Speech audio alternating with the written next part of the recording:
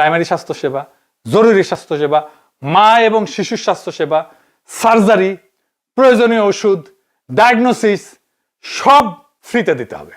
কাদেরকে? চিকিৎসার খরচা আমরা যোগাইতে পারি না, পরিবার নিঃস্ব হয়ে যায়। আমাদের এই নিঃস্বকরণ ঠেকাইতে হবে, এটাই স্বাস্থ্যের 1 নম্বর প্রবলেম। কিভাবে? এটা নাকি যুগান্তকারী একটা সিদ্ধান্ত হয়েছে, ওষুধের দাম কমে দিবে। বাপরে, কমিউনিস্ট কুরকুরানি, আরে কুরকুরানি যখন উঠে তখন আর তার কিছু মনে থাকে না। এলে মাথার মধ্যে গোবরও নাই, থাকলে সার হইতো, তাও হবে না। বুঝায় বলি। আর আর্মির স্বাস্থ্য ডাটা লিক হইলে এটা রাষ্ট্র বিপন্ন হয়ে যাবে। বিএনপির এই প্রস্তাবে বলা হয়েছে আর্মির ডাটা থাকবে কিনা, থাকলে আলাদা হবে কিনা, কে অ্যাক্সেস পাবে, কে দেখতে পারবে, যুদ্ধকালীন কিভাবে এই ডাটাটাকে ম্যানেজ করা হবে, এই ব্যাপারে কবি নীরব। এই নীরবতাই সবচেয়ে ভয়ঙ্কর।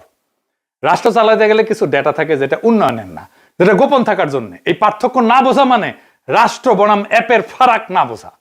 সিভিলিয়ান স্বাস্থ্য ডাটা লিক হইলেও এটাও বিপর্যয়, রাজনৈতিক বিপর্যয়। আর আর্মির স্বাস্থ্য ডাটা লিক হইলে এটা রাষ্ট্র বিপন্ন হয়ে যাবে।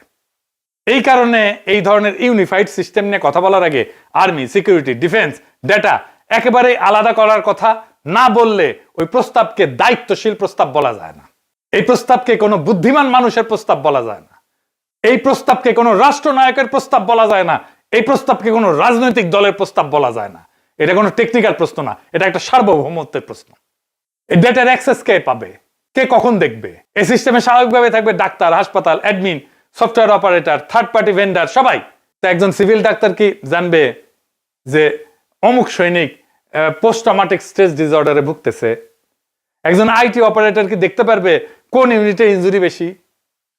আমি তো স্বাস্থ্য মন্ত্রণালয়ের কাছে আর্মির হেলথ ডাটার অ্যাক্সেস দেব না, নিতেও চাইবো না। আপনি এই ডেটাবেজে রাখলেন আর্মির ডেটা, সেই ডেটা লিক হইল, উইকিলিক্সে গেল, তারপর দেখা গেল অমুক জেনারেলের ক্যাঙ্কা হবি ব্যাপারটা। হ্যাঁ, রাষ্ট্রের প্রতিরক্ষা, নাগরিক স্বাধীনতা আর স্বাস্থ্য, এই তিনটাকে এক ডেটাবেজে ফেলা মানে উন্নয়ন না, এটা আত্মঘাত। জামাই কোটার বুদ্ধিজীবী কইছিল জামাতের কোনো ফেলার নাই। জামাত ইসলাম যদি সরকারে আসে তাহলে অর্থমন্ত্রী কি হবে?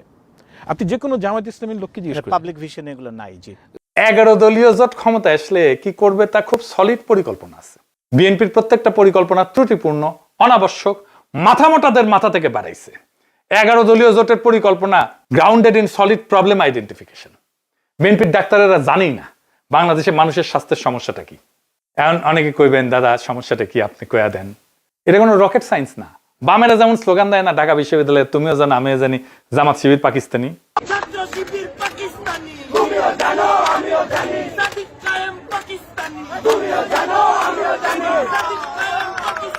তেমন আপনিও জানেন আমিও জানি বাংলাদেশের স্বাস্থ্যের সমস্যাটা কি। বিএনপি জানে না। সেটা কি? সেটা হইতেছে চিকিৎসার খরচা আমরা যোগাইতে পারি না, পরিবার নিঃস্ব হয়ে যায়। আমাদের এই নিঃস্বকরণ ঠেকাইতে হবে, এটাই স্বাস্থ্যের 1 নম্বর প্রবলেম। কিভাবে? বাংলাদেশে ফ্রি স্বাস্থ্যসেবা নিশ্চিত করতে হবে। প্রথমে করতে হবে দরিদ্র মানুষদের জন্য সম্পূর্ণভাবে ফ্রি প্রাইমারি স্বাস্থ্যসেবা, জরুরি স্বাস্থ্যসেবা, মা এবং শিশুর স্বাস্থ্যসেবা, সার্জারি, প্রয়োজনীয় ওষুধ, ডায়াগনোসিস সব ফ্রিতে দিতে হবে। কাদেরকে? যাদের পারিবারিক মাসিক আয় আমার হিসাবে 30,000 টাকার নিচে। কেন 30,000? কারণ হইতেছে বিশ্ব ব্যাংকের আপার পভার্টি লাইন হইতেছে 2025 সালে প্রতি ব্যক্তি মাসিক আয় 3,832 টাকা। তো বাংলাদেশে গড়ে যদি 4 থেকে 5 জন পরিবারের সদস্য হয়, তাহলে আন্ডার পভার্টি হাউস হোল্ড মানে দারিদ্র সীমার নিচে যে বাসাগুলা, এটাতে মোটামুটি 15 থেকে 20,000 টাকার আশেপাশে তার আয় পড়ে, পারিবারিক আয়। কিন্তু স্বাস্থ্য খরচের ধাক্কা লাগে যারা অত দরিদ্র না কিন্তু দরিদ্র, তাদের উপরও দারিদ্র সীমার একটু উপরে। তাই এইটা 1.5 থেকে 2 গুণ যদি ধরি 25 থেকে 35,000-এর মধ্যে একটা যৌক্তিক একটা জায়গায় আসে। আর বাস্তবে শ্রম বাজারেও যেমন গার্মেন্টসের ন্যূনতম মজুরি তো 12,500 টাকা, 2 জন উপার্জনকারী হইলেও অনেকের ঘরে 25,000 টাকার মতো আসে। এরপরে কি আংশিক সাবসিডাইজ যাদের 30,000 থেকে 60,000 টাকা যাদের আয়, তাদের ডাক্তার দেখানো, সার্জারি, ডায়াগনস্টিক এগুলো সবই ফ্রি। ওষুধে সামান্য টাকা দিতে হবে, ধরেন 30 থেকে 40% টাকা দিতে হবে ওষুধের দামে। কিন্তু ধরেন ক্যান্সার যদি হয়, ডায়ালাইসিস হয়, হার্টের মতো যদি বড় রোগ হয়, এইটা আলাদা, পুরা কেস ফ্রি। আর এরপরে যারা আছে তাদেরকে ইন্স্যুরেন্স ভিত্তিক, সরকারও কিছু দেবে, আপনিও কিছু দেবেন যেহেতু আপনি আয় করতেছেন।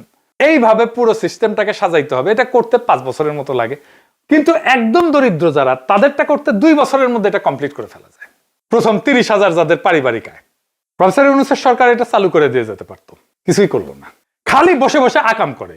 দুটা আছে স্বাস্থ্য মন্ত্রণালয়ের উপদেষ্টার বিশেষ সহকারী, দুটা বুঝে না কিছু, ভাব দেখায় বুঝে উল্টে ফেলিছে। 295টা অত্যাবশ্যকীয় ওষুধের দাম নির্ধারণ করে দিবে নাকি সরকার, এটা তাদের বড় কাজ। হ্যাঁ, উনি খসরু ভাই আছে, বাম রাজনীতি করতে, তো কমিউনিস্ট মাথার বুদ্ধি হয়েছে, সব জায়গাতে আগাম করে খালি। এটা নাকি যুগান্তকারী একটা সিদ্ধান্ত হয়েছে, ওষুধের দাম কমে দিবে। বাপরে, কমিউনিস্ট কুরকুরানি, আরে কুরকুরানি যখন উঠে তখন আর তার কিছু মনে থাকে না। এলে মাথার মধ্যে গোবরও নাই, থাকলে সার হইতো, তাও হবে না। বুঝায় বলি, ধরেন আপনার একটা চায়ের দোকান আছে, আপনি 10 টাকা দিয়ে 1 কাপ চা বেচেন। এখন চেয়ারম্যান এসে কইলো, না না, তুমি 1 কাপ চা 5 টাকায় বেচবা, ঠিক আছে? আপনি কি করবেন তখন? আপনি চা বেচা বন্ধ করে দিবেন, চা বেচা বন্ধ করে কফি বেচা শুরু করবেন, তাই তো? ক্যাপিটালিজম এইভাবে ফাংশন করে। নয়তো আপনি 1 কাপ চায়ের পাতায় 2 কাপ চা বানাইবেন, দুধ কম দিবেন, চিনির বদলে স্যাকারিন দিবেন, তাই না? বলেন, এটাই তো নিয়ম। ওই একই কাজ হবে ওষুধের ক্ষেত্রে। এই 295টা ওষুধের ক্ষেত্রে বেশিরভাগ ক্ষেত্রে ওষুধগুলা বানাবেই না কোম্পানিগুলা। তো তা আমি দাম দিয়ে কি করব? আমি দাম এটার ফিক্স করে করবোটা কি? ওষুধ কোম্পানি বানাবে না। হাজার হাজার ওষুধ আছে বানানোর মতো। এটা আবার উপদেষ্টা পরিষদ অনুমোদনও দিছে। কেমন ভালসু না এটা, দেখেছেন? ডিগ্রির ভারে মাথা তুলবার পারে না, এটা এত ডিগ্রি, ডিগ্রির উপরে ডিগ্রি, তার উপরে ডিগ্রি, কিন্তু কামের বেলায় লবডঙ্গা। এতগুলো উপদেষ্টার মাথায় আসে না যে এটা তো হুদা কামে করতেছি। এরা না বুঝে রাষ্ট্র, না বুঝে মার্কেট, না বুঝে ইকোনমি, না বুঝে জনকল্যাণ। এই স্ট্যান্ডার্ডে ঠিকই আছে বিএনপির 180 দিনের এই যে এই ইনকা 11 চুজ ধরাই দিছে, এটা ঠিকই আছে ওই স্ট্যান্ডার্ডে। ইনকাই চালাবি আর কি। এই এখন সরকার জিনকা চালাচ্ছে, ইনকাই চালাবে বিএনপি। তো সৈনিক ভাইরা, আপনাদের একটা কথা বলি, দেখেছেন তো আপনাদের জেনারেলা এই বিএনপি রে ক্ষমতা টানার জন্য দিওয়ানা হয়ে গেছে। শুনেছি ইলেকশন নাকি সিস্টেম করবি, ইন্ডিয়ার সাথে নাকি কথাবার্তা পাকা হয়ে গেছে, আপনাদেরকে দিয়েই নাকি সিস্টেমটা করাবি আর কি, বুঝছাও? ওই 2008 সালের ইলেকশনের মতো, 111 ইলেকশনের মতো। আপনারা জানেন কি করা লাগবে, আপনাদের কয়েদাও লাগবে না। 2024-এর 5ই আগস্ট কয়েদাও লাগেনি কাউরে। আপনারা নিজের বিবেকে কাজ করেছেন। বাংলাদেশে একটা ইনসাফের বাংলাদেশ, একটা ইনসাফের রাষ্ট্র যদি চান, তাহলে এই নির্বাচন যেন অবাধ নিরপেক্ষ হয়, সেটা আপনাদের উপরে নির্ভর করবে। কোনো চাপ বা প্রলোভনের কাছে মাথা নত করবেন না। দেশবাসী আপনাদের উপরে ভরসা করে আছে, এবং আমি জানি আপনারা দেশবাসীকে হতাশ করবেন না, কারণ আপনারাও সেই দরিদ্র মানুষেরই সন্তান যাদের জন্য আমরা কথা বলি। আসেন আমরা আগামী নির্বাচন অবাধ নিরপেক্ষ করে ইনসাফের বাংলাদেশ কায়েম করি, বাংলাদেশকে আবার আজাদ করি। ইনকিলাব জিন্দাবাদ।